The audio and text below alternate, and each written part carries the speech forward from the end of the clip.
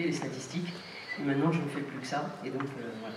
Et donc moi j'ai fait enseignant-chercheur jusqu'en 2011 et puis après j'ai passé un concours et je suis rentré dans un institut à l'époque, ça s'appelait l'IFSTAR, un institut de recherche sur les transports et j'étais directrice de recherche avec un projet en 2011, ça paraît un peu en avance mais maintenant c'est un peu, tout le monde fait ça, et j'avais créé un groupe qui s'appelait Data et Mobilité et l'idée c'était d'analyser les mobilités urbaines, non pas avec la façon dont on l'a fait classiquement, mais on l'a fait toujours comme ça avec des enquêtes, mais de dire on a plusieurs données numériques, des traces numériques qu'on génère, de façon volontaire ou pas, c'est-à-dire votre smartphone, tout à l'heure Francesco a pris l'exemple du smartphone, qui est un outil qui est fait à la base pour téléphoner, mais on sait bien qu'on utilise tous Google ou Citymapper pour se déplacer, et donc on génère des traces sur nos déplacements, et l'idée c'est comment on peut utiliser ces traces mobiles pour, par exemple, pour analyser nos déplacements, avec l'idée quand même, c'est-à-dire l'IA n'est pas au service de l'IA, mais l'IA est au service d'un intérêt commun,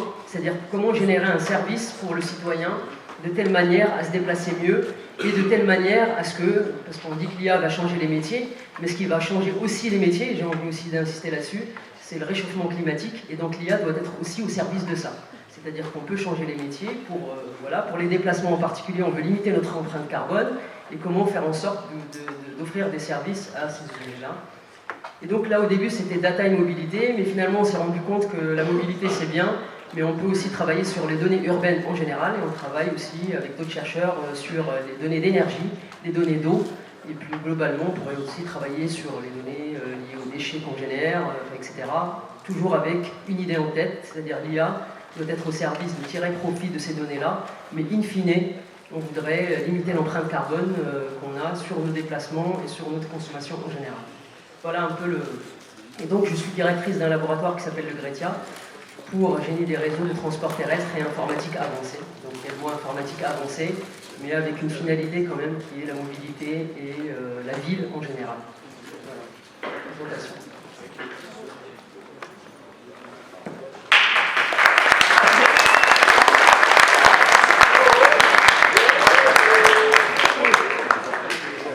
Bonjour à toutes et à tous. Donc moi je suis Cédric Gouipaillé. Alors j'avoue c'est la première fois que je viens à l'unité de Cachan.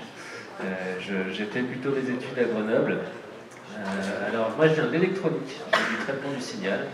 Alors à une époque on parlait, c'était une époque où l'intelligence artificielle n'était pas trop à la mode. Donc il y avait le machine learning d'un côté, le traitement du signal de l'autre. Aujourd'hui ça a bien évolué. J'ai fait une thèse sur les interfaces cerveau-machine. Alors je le mentionne parce que c'est intéressant vis-à-vis de l'intelligence artificielle. Les interfaces cerveau-machine, ce qu'on fait, c'est qu'on va mettre des électrodes sur le... Alors vous connaissez, parce qu'Elon Musk évidemment a beaucoup popularisé avec Neuralink, mais il y a déjà 10 voire 20 ans, on travaillait sur ces thématiques.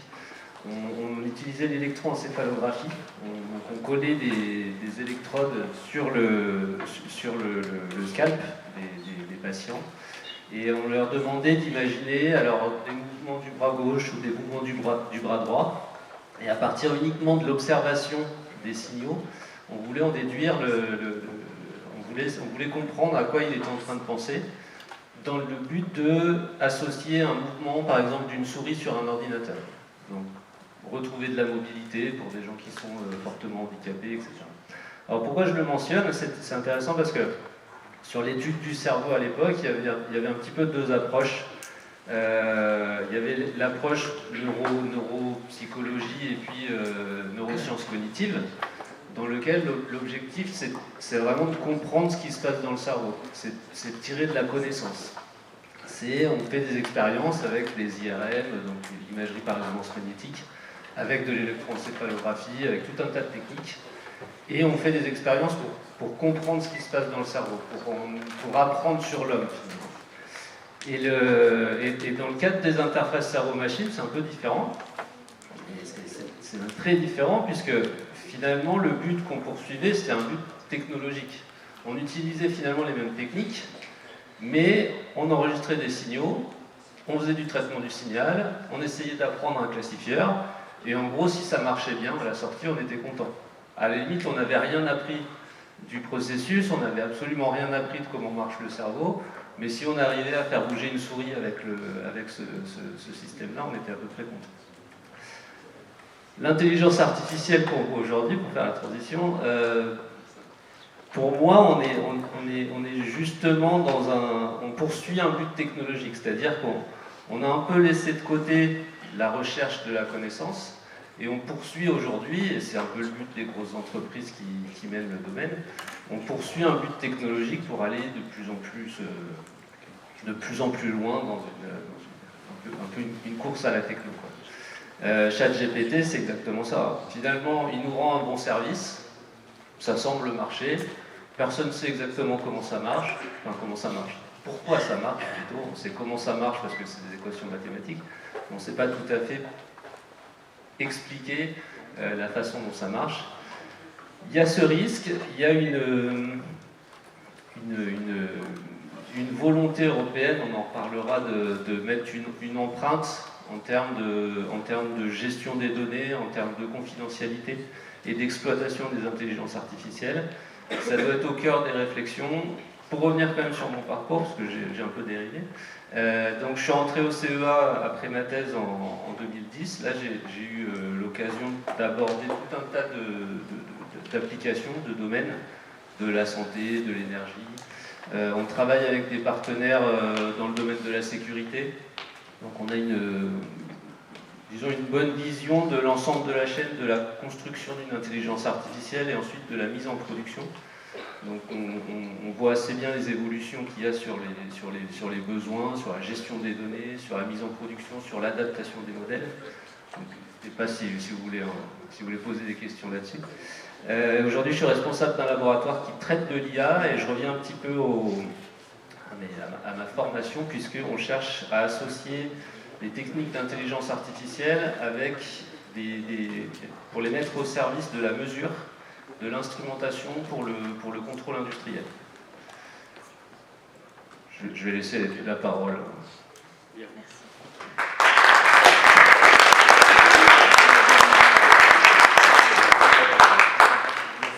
En termes de transition, si à Paris-Saclay on a créé un institut sur la data IA, c'est que derrière il y a des enjeux dans ce domaine. Est-ce que vous pouvez nous dire quels sont les enjeux dans le domaine de la data et de l'IA en termes de développement technologique et de réglementation? Je peux commencer en donnant des exemples. Peut-être, je suis contente aussi dans cet amphi qu'il y ait des filles, c'est bien. Parce que en général, c'est un domaine assez masculin. C'est bien qu'il y ait des filles. Sans transition, je vais parler des aspects liés dans les apprentissages.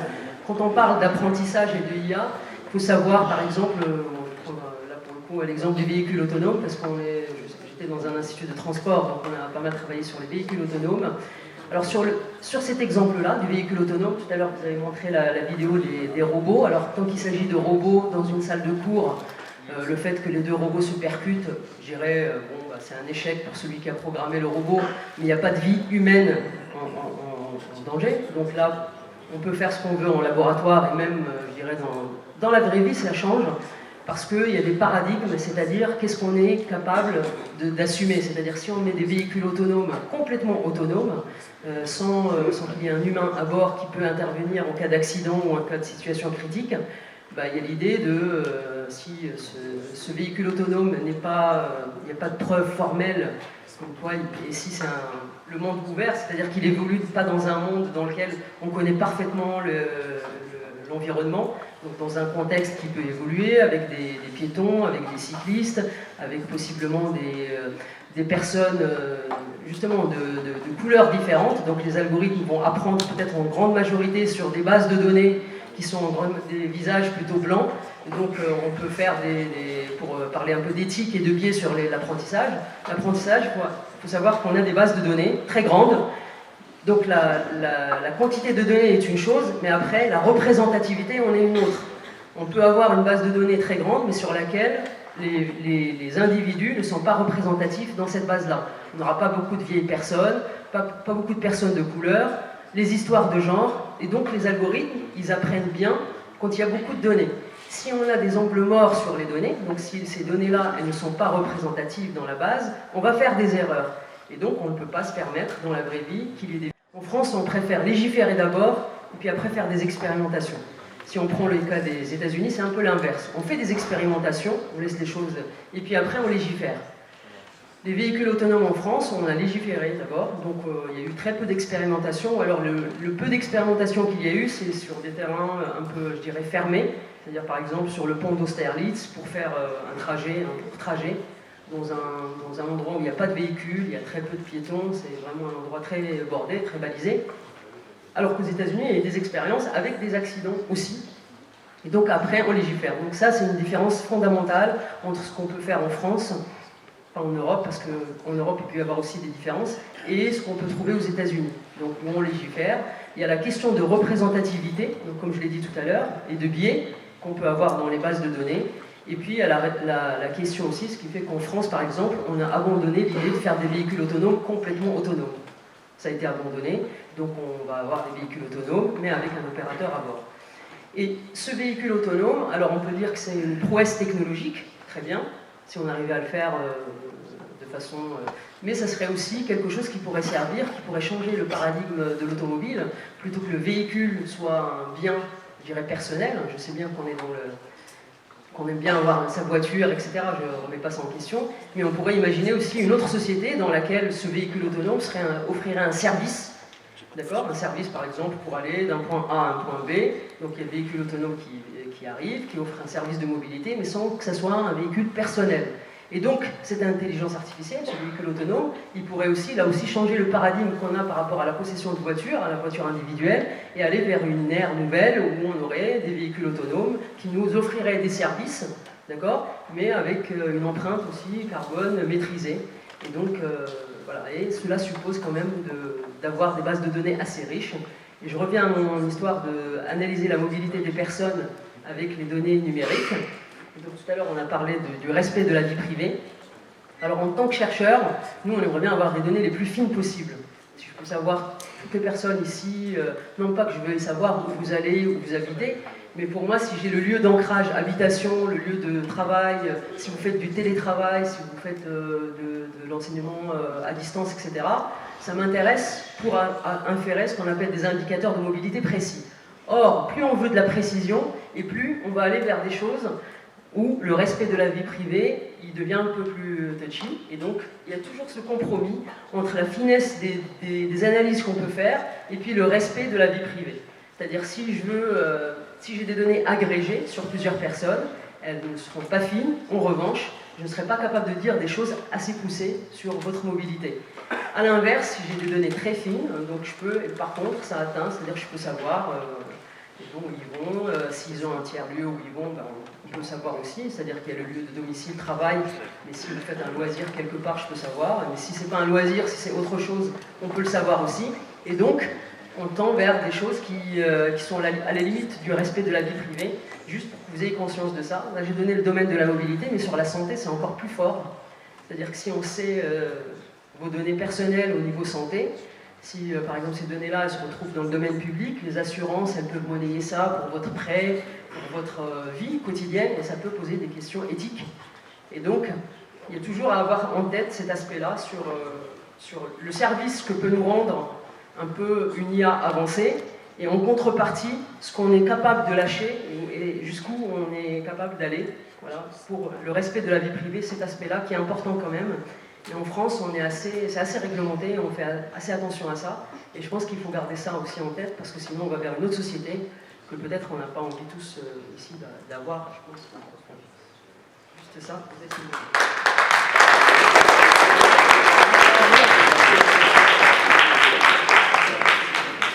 Je vais compléter avec une question sur la vie privée. Est-ce que vous... Alors, peut-être vous savez, l'Italie a bloqué au niveau national l'utilisation de ChatGPT. Est-ce que vous savez à peu près quelle est la logique de cette décision? Il y en a que ça. Ce qu'on en fit, il y en a qui ont utilisé ChatGPT, qui l'ont juste levé la main pour savoir. Pour les examens. Qui l'a utilisé pour les examens? On l'a pas fait dans le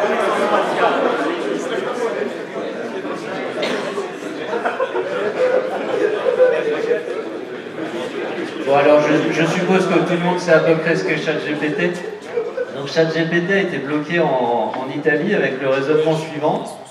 C'est que ChatGPT, il y a des doutes assez sérieux sur le fait que OpenAI potentiellement n'a pas se met en risque, enfin, n'a pas complètement respecté le RGPD avec ChatGPT.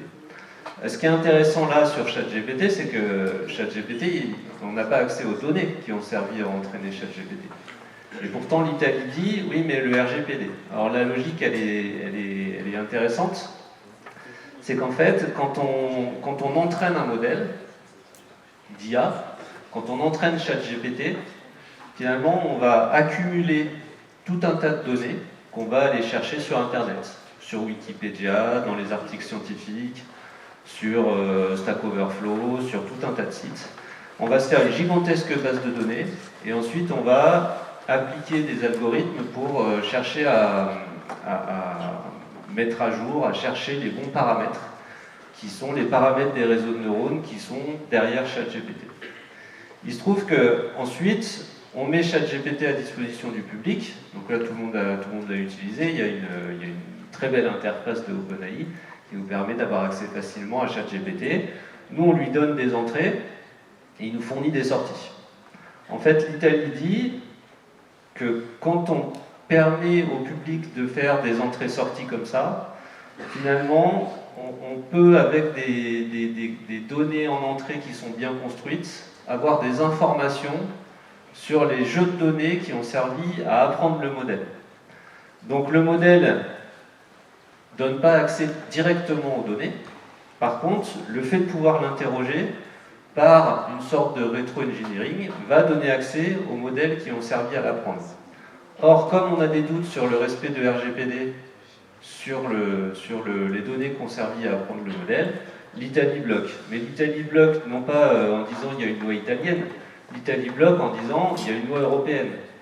Donc elle renvoie la balle à tous les pays européens en disant bah nous d'après notre logique il faut bloquer ChatGPT parce que ça ne respecte pas le RGPD.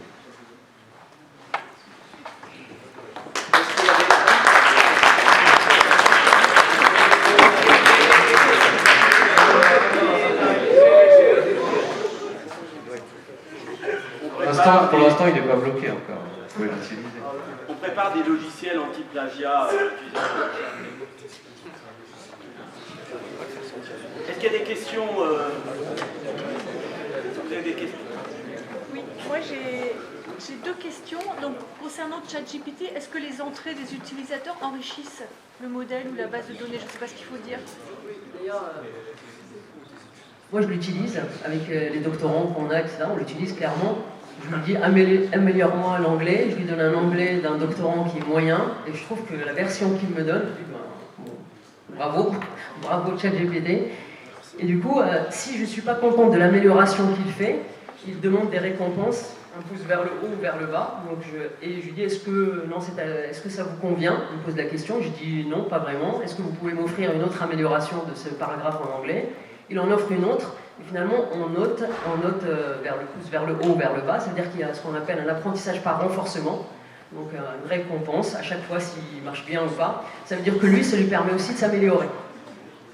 Si on joue le jeu à fond, c'est-à-dire que si je mets le pouce, alors des fois j'ai pas le temps de mettre le pouce vers le haut ou vers le bas, je pense que j'ai à apprendre et voilà. Mais si on joue le jeu, il peut s'améliorer aussi, plus on l'utilise, plus il s'améliore.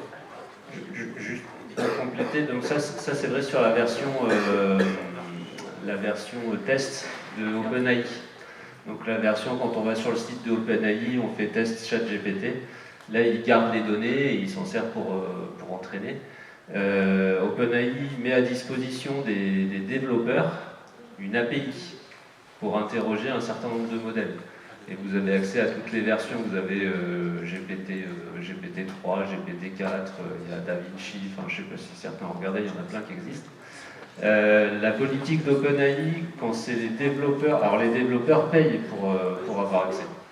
Ça c'est payant et le prix c'est sur GPT 3.5, je crois que c'est de l'ordre de 2 millièmes d'euros par 1000 tokens. Un token. Les développeurs payent et donc la politique pour les développeurs, les données sont, je crois, conservées 30 jours, mais ne sont pas utilisées pour mettre à jour le modèle.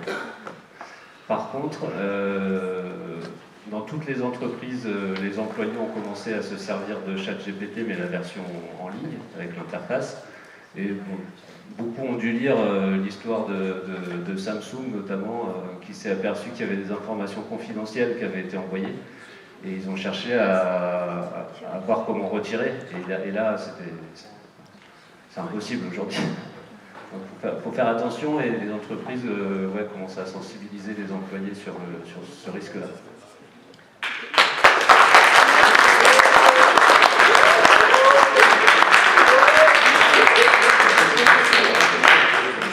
J'ai une autre question, alors là plus générale sur l'intelligence artificielle. Donc l'intelligence artificielle, c'est une caricature ce que je présente, mais je ne sais pas si elle est juste ou pas. Donc on est utilisateur d'intelligence artificielle, donc on va prendre l'habitude de résoudre nos problèmes en utilisant l'intelligence artificielle, mais du coup à un moment donné, il n'y aura plus production de nouvelles idées, il n'y aura plus de créativité. Vous voyez ce que je veux dire moi il me semble que ça tend vers la limitation de la connaissance, cette histoire-là, mais je voudrais avoir votre point de vue là-dessus. Il me semble qu'on disait la même chose au début d'Internet. Ouais.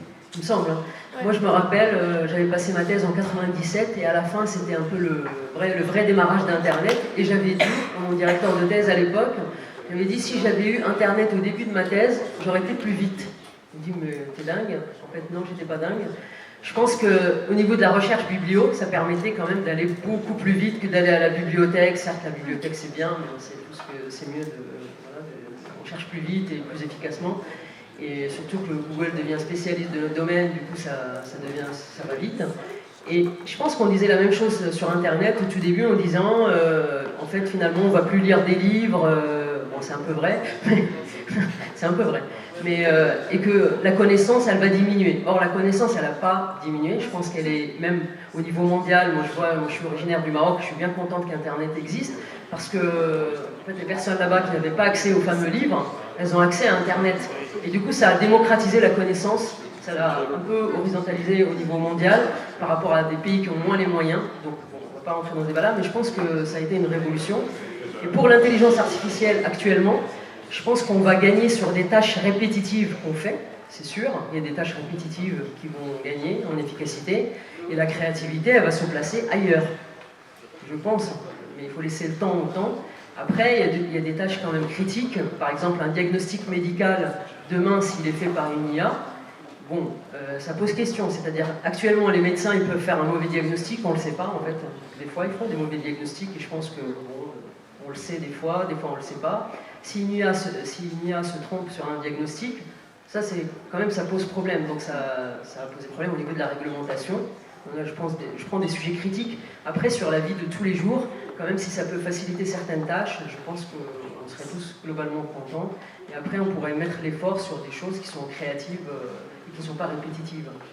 Et je ne pense pas que l'intelligence artificielle va remplacer tous nos domaines créatifs sur lesquels, je sais pas, l'art par exemple, ou des choses qui sont faites. Je pense que ça va continuer. Après, l'intelligence artificielle peut apporter des compléments, peut apporter des choses, mais je ne pense pas que ça va remplacer l'être humain sur des tâches où on a une valeur ajoutée et qui est toujours là.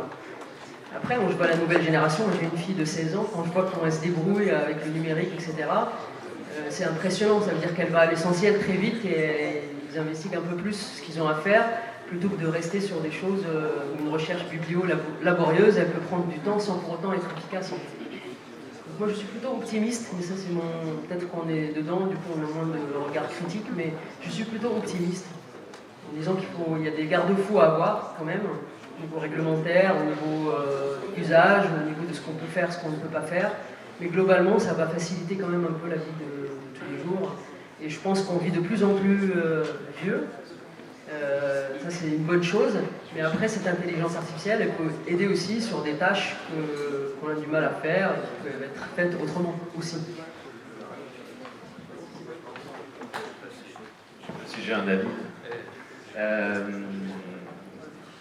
bon, je n'avais pas forcément d'avis assez arrêté, néanmoins Par exemple, le calcul, est-ce qu'on est moins bon en calcul mental aujourd'hui qu'il y a les calculatrices? En fait, je dirais oui, au final. Est-ce qu'on est moins bon en orthographe? Il semble que oui, d'après toutes les études. Donc, je pense que ça va... C'est clair qu'il y aura un impact. Je pense quand même que ça va jouer, et c'est un peu ce que tu dis, ça va modifier les choses sur lesquelles on concentre nos efforts. Est-ce que ça va limiter la création de connaissances? Voilà, ça par contre je pense pas, justement.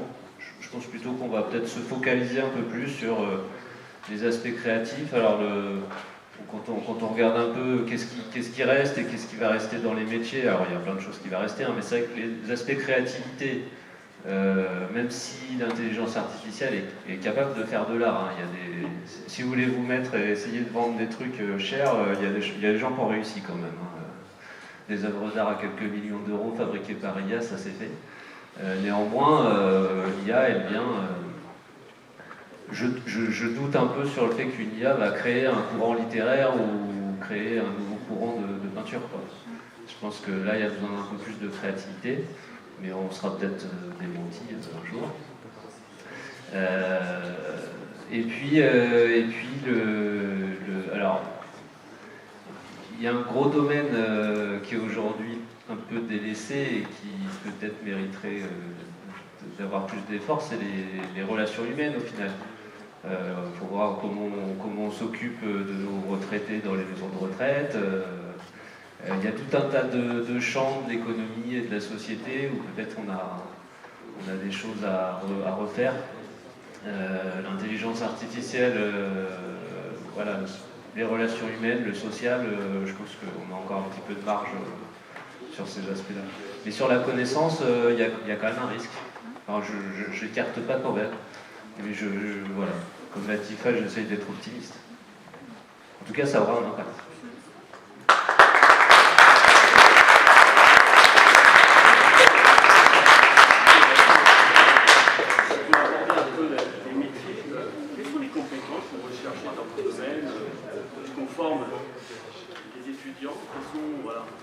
Quels sont les métiers tendance ou en tension? Quel profil vous recherchez? Moi, je vais être très conservatrice là, pour le coup sur ça. Je pense que sur les formations, je pense qu'un socle vraiment solide sur les fondamentaux, c'est-à-dire, je sais pas moi, la physique, les mathématiques. Parce que l'informatique, on apprend des langages, mais quelqu'un qui a un cerveau bien construit, il peut apprendre un langage et ça va tellement vite au niveau des technologies que, je sais pas, moi au début on travaillait avec les doctorants, on était sur le logiciel R, et après maintenant sur Python, maintenant il y a autre chose, et ça va très très vite. Et donc, si on a un cerveau, je dirais, bien construit avec les fondamentaux, on pourrait rebondir et le refaire à l'infini. Et donc, et les métiers vont changer. Évidemment, parce qu'il y a les métiers en tension, c'est plutôt l'informatique, évidemment, en France. C'est pour ça que, après, je dirais que la formation, il faut qu'elle reste quand même sur les socles, sur l'aspect un peu fondamental, et apprendre. Même Google, par exemple, ils embauchent plutôt des physiciens, et ils leur font des formations en data science, voilà, parce qu'ils savent que c'est possible. Donc il y a des métiers en tension, oui, sur des secteurs en informatique, oui. Mais si on a une formation solide par ailleurs, on peut très bien se former au codage, etc. etc. C'est pas un problème. Donc je pense que plutôt, pour moi, là pour le coup, pour la formation, je trouve que je resterais un peu classique, au sens où on ne va pas courir après les langages, de toute façon on les apprendra au fur et à mesure. Oui, on applaudit plus qu'une fois sur deux.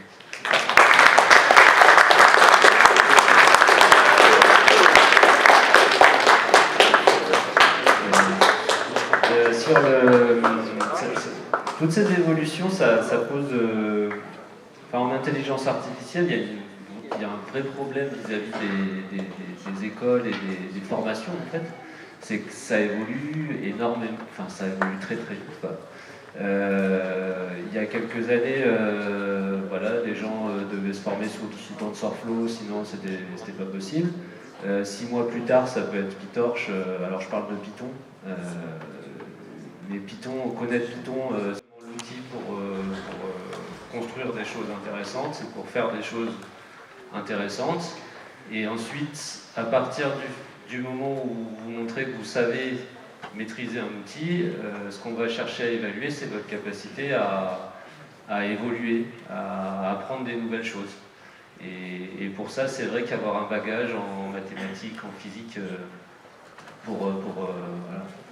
Un des buts de l'école, c'est d'apprendre à apprendre. C'est être capable d'évoluer dans sa vie. Le problème, c'est qu'aujourd'hui, ça va quand même un petit peu vite.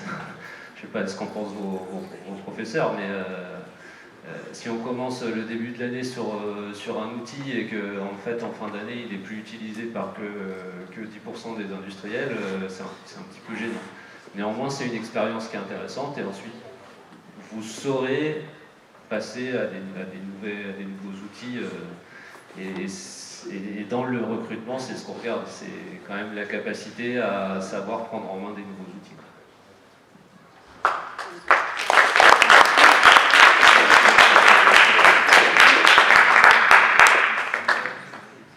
Je comprends pour les mathématiques, mais la physique, pourquoi vous cherchez des Parce que je pense que ça, quand même, quand on est bon en physique, je pense qu'il y a des capacités d'abstraction et de compréhension qu'on peut utiliser pour coder. Je pense, oui, Google apparemment recrute beaucoup de gens qui sont formés en physique et les forme à la science des données, mais ça prend peut-être 1 an ou quelque chose comme ça. Parce que c'est des métiers en tension, évidemment, parce qu'il n'y a pas assez de... Donc c'est possible, tout est possible. Il y a aussi un effet de...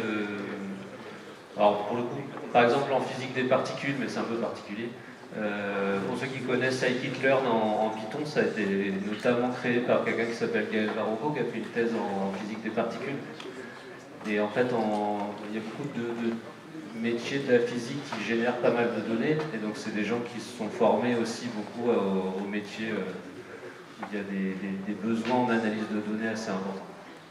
En plus de la compréhension du monde physique, je peux rajouter une remarque, c'est que aujourd'hui, pour peut-être faire le lien avec ce que je disais au début, dans les années 50, l'IA a été envisagée, créée par un petit groupe de personnes, dont Alan Turing, pour chercher à copier ce que fait le cerveau humain pour mieux le comprendre.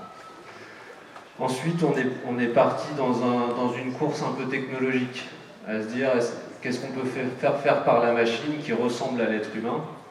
On s'aperçoit qu'il y a des limites à ça, on s'aperçoit que quand on pose un problème de physique à ChatGPT ou des problèmes mathématiques où il y a besoin d'un peu de connaissance, un peu de compréhension de l'univers, il y a des limites.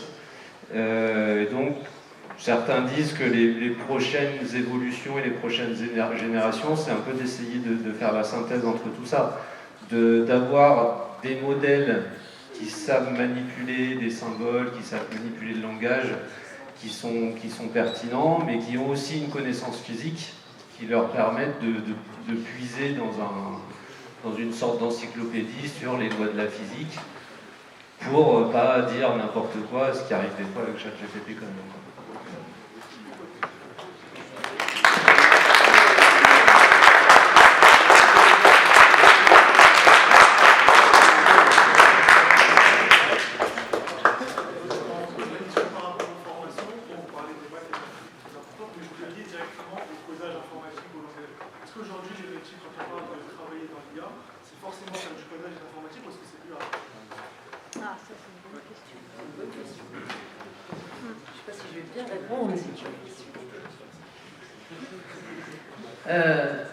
En fait, j'ai parlé des maths et de la physique et de l'informatique parce que je me suis dit ici, c'est GE2I, GMP, etc. Donc c'est aussi selon l'auditoire. Après, en médecine, par exemple, sur les formations de médecins, demain, s'il y a une IA qui est performante et qui peut aider au diagnostic, je pense que les médecins aussi doivent se former à l'IA. Je prends d'autres domaines. En architecture, il y a ce qu'on appelle le BIM qui permet en fait, d'avoir une vision des bâtiments tels qu'ils vont être, avec le ressenti usagé, etc. Donc peut-être aussi les architectes de demain vont travailler avec l'IA, etc., etc. Et on peut généraliser comme ça, c'est-à-dire qu'il y a des... Et donc, moi j'ai répondu en fonction de l'auditoire, et on peut voir métier par métier et comment l'IA peut transformer les métiers en fait, et sur chaque métier, la vision classique qu'on en a aujourd'hui, et puis une vision de demain, dans laquelle il y a une IA qui est performante, qui arrive à faire des tâches répétitives que la personne fait actuellement, et sur laquelle, par exemple, un architecte, il pourrait se concentrer juste sur l'aspect créatif, plutôt que de regarder est-ce que tel matériau va obéir à telle réglementation ou pas, etc. Je prends l'architecture, mais en médecine, c'est pareil. C'est-à-dire qu'il y a des médecins, des fois, on en a peu, et ils sont focalisés sur des tâches que peut-être une IA peut très bien faire, et on les soulagerait avec ça pour aller se concentrer sur d'autres choses un peu plus... Ne parlons même pas des métiers de traduction, par exemple, parce que la traduction, c'est multané, c'est quasi vrai. Donc on apprend les langues aujourd'hui, on vous dit qu'il faut apprendre l'anglais pour communiquer.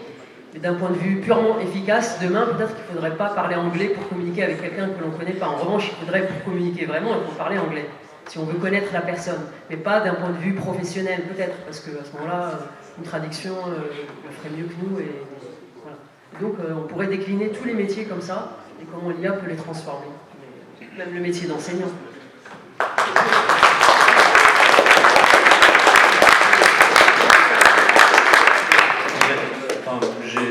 Peut-être qu'il y a un deuxième volet à la question aussi, c'est, moi j'ai compris, est-ce qu'on peut aussi faire de l'IA sans coder du tout? C'était aussi un peu ça la question? Alors, déjà je ne sais pas si vous avez testé ChatGPT, mais il y a aussi d'autres déclinaisons pour générer du code. Ça marche pas mal. Hein. Donc, informaticien, c'est aussi un métier en danger, hein, comme aujourd'hui. Pas en danger, je ne veux pas vous faire peur. Hein. Il reste plein de choses en architecture, voilà, à concevoir. Il faut lui donner les bonnes instructions pour qu'il puisse générer du code correctement. Il y a des langages qu'il ne connaît pas bien, mais néanmoins, le code est quand même visé par ChatGPT et par les IA. Deuxième point aussi, aujourd'hui il y a toute une tendance à ce qu'ils appellent, enfin ce que l'industrie appelle le no-code. Le no-code, c'est la capacité avec des boîtes et puis donc une interface des boîtes et puis reliée avec des fils à définir des choses qui sont déjà assez complexes. La France a vu naître une société qui s'appelle Dataiku. Dataiku, c'est justement le fait de cacher un petit peu toute la complexité du code à l'utilisateur, de dire j'ai une base de données en SQL, je mets une petite boîte, je mets juste les petits paramètres pour se connecter, ensuite j'envoie ça vers un truc qui fait des transformations, et puis etc. Ça va se développer et ça va augmenter le nombre de gens qui peuvent faire des opérations de plus en plus complexes. Il y a une tendance à une simplification et à cacher tous les détails de code quand même. Et on peut faire de l'IA aujourd'hui en écrivant quelques dizaines de lignes de code. On a déjà des programmes qui sont pas si mal. Ça arrive, c'est déjà là. Ce qu'on disait tout à l'heure, c'est-à-dire que le codage, il fallait apprendre à... faut pas apprendre à coder à l'école, il faut l'apprendre. Mais en fait, dire ce que le code doit faire, formaliser les choses, etc., c'est une partie réflexion, c'est une partie un peu, je dirais, voilà. C'est pour ça qu'on disait tout à l'heure, les mathématiques, la physique, le français, enfin toutes ces choses-là qui permettent de réfléchir, elles sont peut-être bien plus importantes que de savoir coder du Python, du R, ou de je sais pas quoi.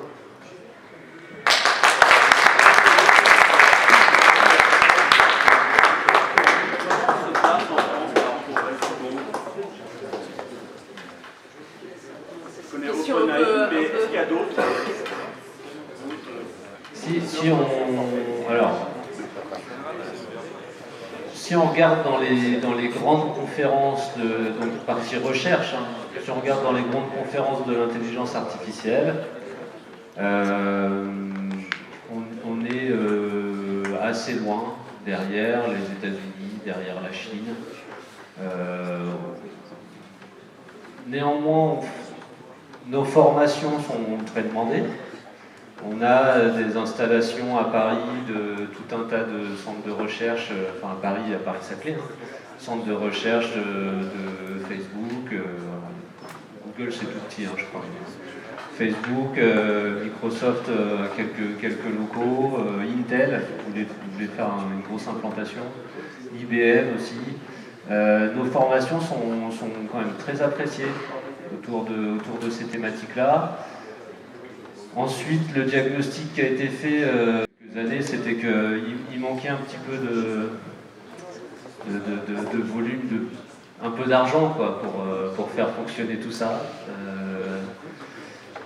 Il y a une tentative de stratégie d'accélération qui commence à porter ses fruits. Il y a un rapport de la Cour des comptes qui a regardé si l'argent était bien utilisé ou mal utilisé. Ils disent que ça semble... Enfin, la France maintient son niveau, je dirais, dans les bons pays européens. On a une place dans l'IA. L'INRIA, en particulier, une excellente place dans l'IA quand même. Néanmoins, en termes de volume, c'est sûr qu'on est assez loin des États-Unis et de la Chine, pour répondre quand même clairement.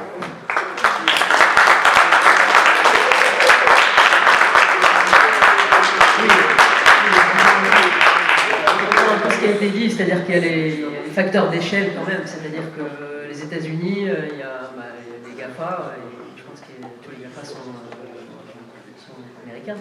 Et donc là, il y a ce facteur d'échelle-là avec des gros moyens, parce que qui dit IA dit gros moyens, qui est beaucoup d'argent qui doit être mis sur la table, et une organisation que l'on n'a pas, je pense, en France.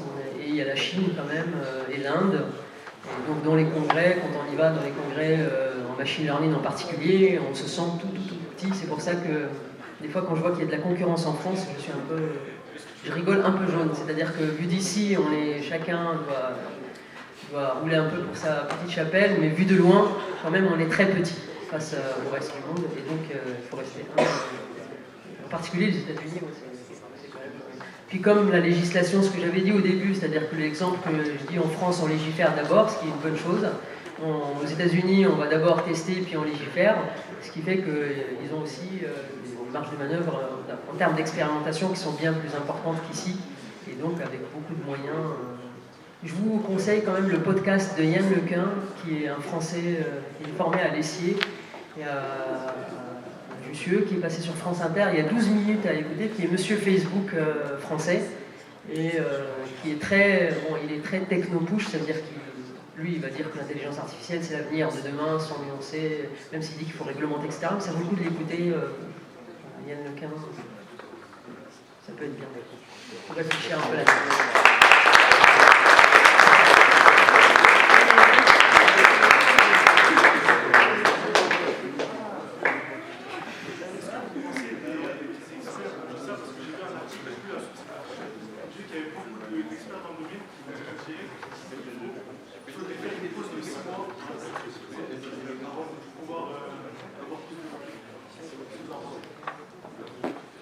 Yann Lequin, là, dont je parle, c'est un des experts IA qui a dit que lui, il est contre la pause, etc., cette pause de 6 mois.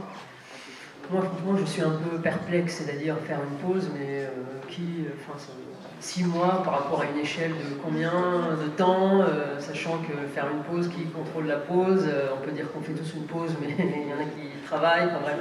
Donc moi, je pense que c'est de la communication, je crois, plus que quelque chose de profond.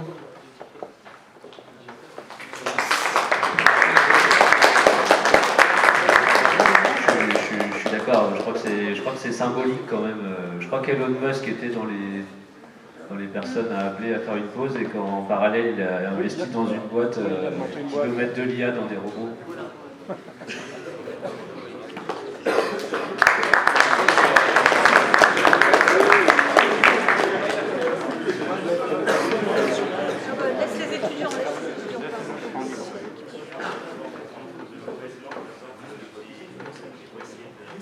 On n'entend rien. C'est large. Avec les IA qui vont générer des images, peut-être qui les rase. Je ne sais pas si on a Oui, enfin, je peux répéter peut-être si tu veux. L'idée c'est quels sont un peu les risques de l'IA au sens des informations, c'est ça que j'ai compris. Alors soit au niveau du texte, soit au niveau des images. Donc les gens qui construisent de la biométrie, ils regardent beaucoup ça, les deepfakes. C'est un gros souci. Les techniques qu'on pouvait envisager il y a même un an et demi, pour se défendre et pour détecter des deepfakes. Aujourd'hui, la plupart sont obsolètes parce que c'est Stable Diffusion, je crois, qui génère les images. Voilà, enfin, les progrès en IA générative sont vraiment très très rapides. Ensuite, la désinformation, ça devient un enjeu. Alors, ça devient un enjeu de défense. Pas trop rentrer dans les détails, mais si vous regardez maintenant, il y a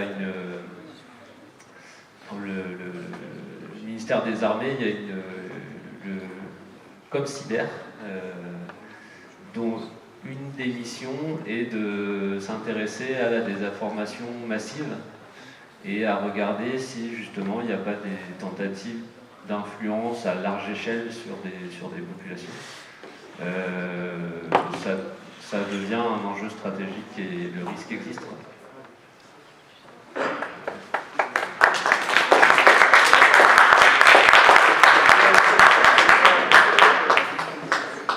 Compléter, il y a quand même l'éducation à l'image.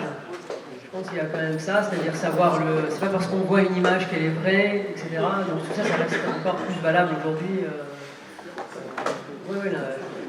Et puis il y a aussi des articles, on parle d'images, mais il y a des articles, il y a The Guardian qui a fait un article qui est généré pendant des mois par l'IA, et personne ne s'est rendu compte de ça en fait. Au bout d'un moment, ils ont dit que ces articles-là, ce blog-là, est complètement IA, il n'est pas écrit par un journaliste, et les gens ne se sont pas rendus compte de ça.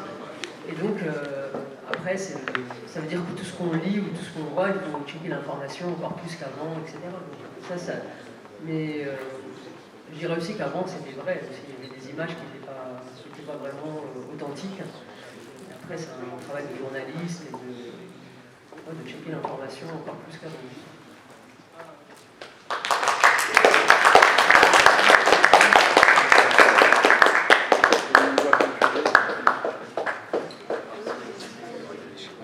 Une dernière question.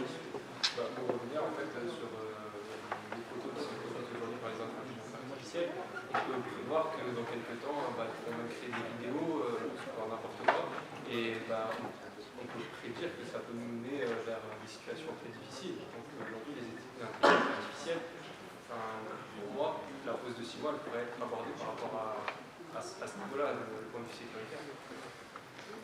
Il y a des enjeux très forts en sécurité, de checker un peu la véracité de ce que l'on voit, à la fois en image, en son, en écriture, en vidéo. Et donc, on pourrait aussi imaginer une intelligence artificielle aussi qui va checker cette partie-là. C'est-à-dire que, pas dans les mails qu'on a, par exemple, si on fait un tri automatique, les spams, il y en a pas mal, et ils sont triés de façon... Et c'est plutôt satisfaisant. C'est pas trop mal fait. Et donc on peut imaginer aussi une intelligence artificielle qui pourrait aussi checker cette partie-là. Et moi je pense qu'on a de plus en plus, on doit faire attention à la partie information. La véracité de l'information, elle va être encore plus critique dans les années à venir. Bien. Merci.